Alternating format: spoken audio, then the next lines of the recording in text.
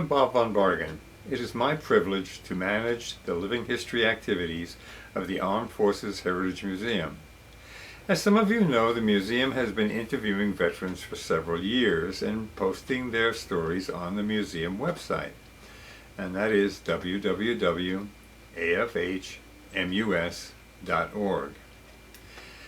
Now, these interviews tend to be rather lengthy and therefore too long to be watched by the typical viewer in one sitting. In an attempt to make the video more palatable, a decision was made to break the veteran interviews into short vignettes and to show them as serials on Facebook, the museum website, and other applicable social media. The initial serialization will acquaint you with the heroic adventures of Ernest Kaufman. Ernest passed away recently at the magnificent age of 100 years. A native of Germany, he survived imprisonment in a Nazi concentration camp prior to his deportation to America just before World War II started. When the United States was attacked and entered the war, he immediately joined the Army and served with distinction throughout the liberation of Western Europe. He was awarded the Bronze Star for his gallant service.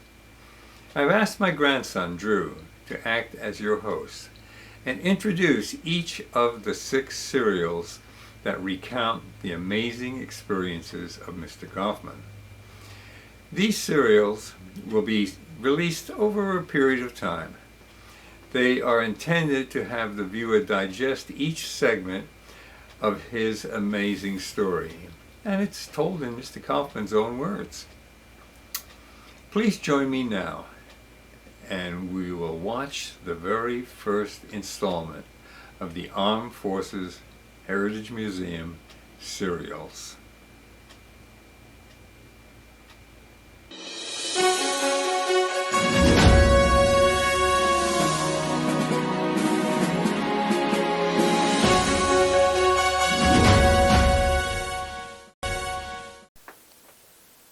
Hi, I'm Drew, your Armed Forces Heritage Museum narrator. My role is to introduce you to stories about the military history of the state of New Jersey and the surrounding region. This will be part of a larger program that will be released as episodes. These episodes will tell the personal stories of people in our region who participated in making our history. The Armed Forces Heritage Museum is a gathering of historical storytellers. We want you to see historical events not as dates and facts, but as events in the lives of people whose service to the country has preserved the freedoms that we all enjoy. You will learn about a historical event by having a person who was actually there tell you about it. You will learn about the experience of a New Egypt, New Jersey man who was a teenager growing up in Nazi Germany in 1938. Ernest Kaufman was at work when his sister phoned him to alert him and asked that he come home immediately. The Nazis were attacking Jewish people and burning down synagogues. Now, here's Mr. Kaufman to tell you the story of what happened to him on that fateful day, November 10th, 1938. Kristallnacht, the night of broken glass. The morning of the 10th of November, 38. I get a frantic phone call from my sister, Ernest, go home immediately. All the synagogues are burning, and get home to the parents. I get on my bike about 15 miles away from home, past the burned out synagogue, past some Jewish home that had been vandalized, and come to my home. Luckily, it had not been damaged in any way. They'd simply passed us by.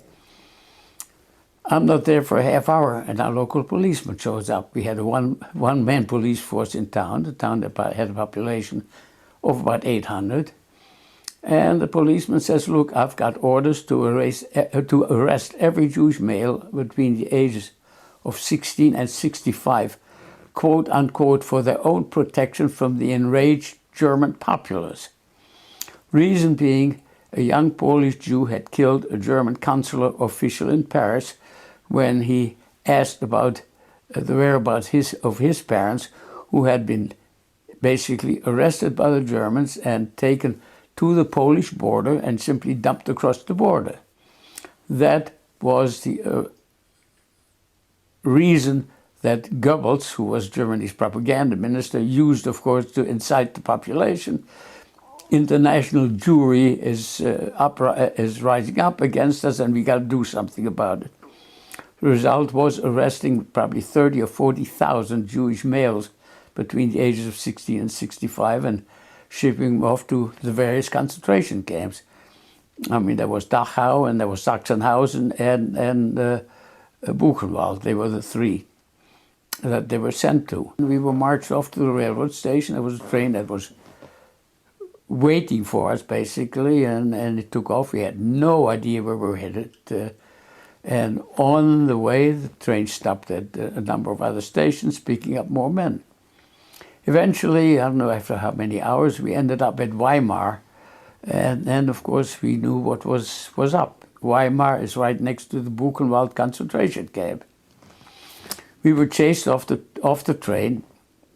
A bus took us to the camp, and there we were lined up, roll call, and heads were shaved, and then we were marched off to barracks that I'm sure a lot of people have seen what they look like in the various camps, open on one end, and basically inside was arranged like shelving, everything, layers about 2 or 3 feet, 3 feet one above the other, and that was our home as long as we were going to be in camp.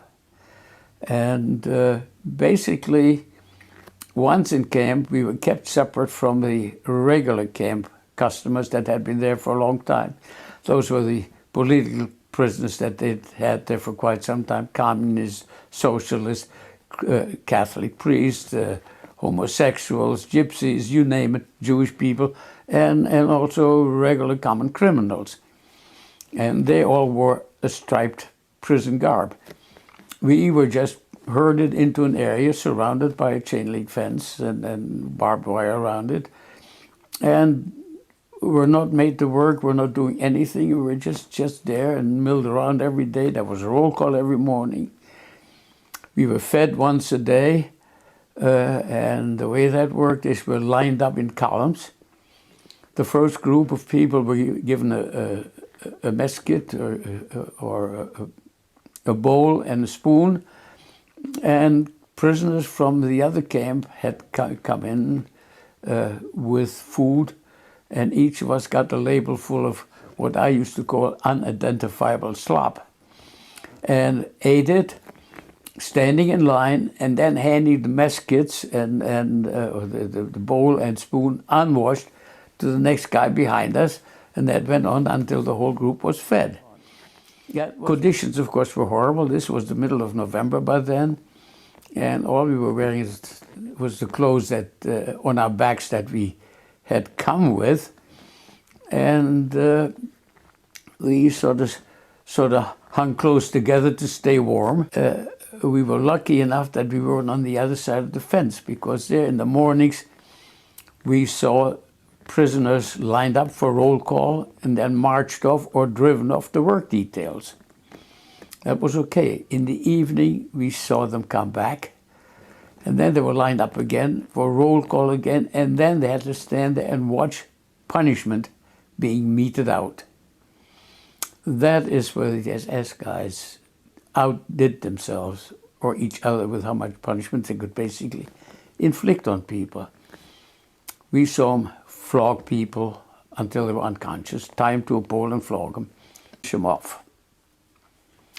I mean, that's man's inhumanity in action. And the SS guards enjoyed doing what they were doing. Of course, by that time, people in Germany really didn't know what was going on in the camps, and whenever somebody was killed like this, the family always got what was supposed to be his ashes, and always with an explanation, well, he was shot while trying to escape. That was the explanation they got. We had absolutely no idea what was to happen to us. Our families at home had been told that anybody who could prove that he would leave Germany reasonably soon would have a place to go to, could be released from concentration camp if they could prove that they would leave Germany before too long. Well, my parents had absolutely no idea what to do. After all, we grew up in Germany. We knew nothing but German, the German language. We had no relatives outside the country to speak of. And my parents contacted a friend of mine whom I had met in Essen when I was there as an apprentice. They knew his address, and they told him, look, Ernest is in concentration camp, and he needs somebody to sponsor to get out of concentration camp. Is there anything that you can do to get him out? Well, my friend John spoke to the people he was rooming with and told them, look, I've got a friend sitting in concentration camp. He needs a sponsor. He needs an affidavit of support. What can I do to help him? They told him, we'll do it. Not knowing me, they didn't know me from Adam, didn't know anything about me at all. They sent the necessary papers sponsoring me to the American consulate at Stuttgart, which is what it took. And with that information, which of course he passed on to my parents, my father went to the Gestapo and said, look here, this is what's going on. And they issued my release from concentration camp. This is how I got out after close to 4 weeks. Of course, the proviso was that I'd have to leave Germany in a reasonably short time. When I left at the railroad station in Cologne, my mother was too distraught to go to the station with us.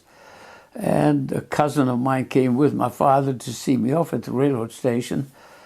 And I'll never forget, my father's last words to me were, don't do anything I'd have to be ashamed of. Now here I was an 18-year-old kid, and this is tears in his eyes.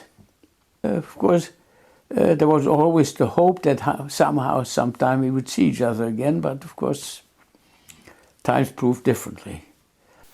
Mr. Kaufman arrived in the United States, and when the Japanese attacked the U.S. naval base at Pearl Harbor and Germany declared war against the United States, he joined the Army. He served in Europe and distinguished himself in ways that would make a dramatic Hollywood movie. Stand by. I will bring you the rest of Ernest's story the next time we get together.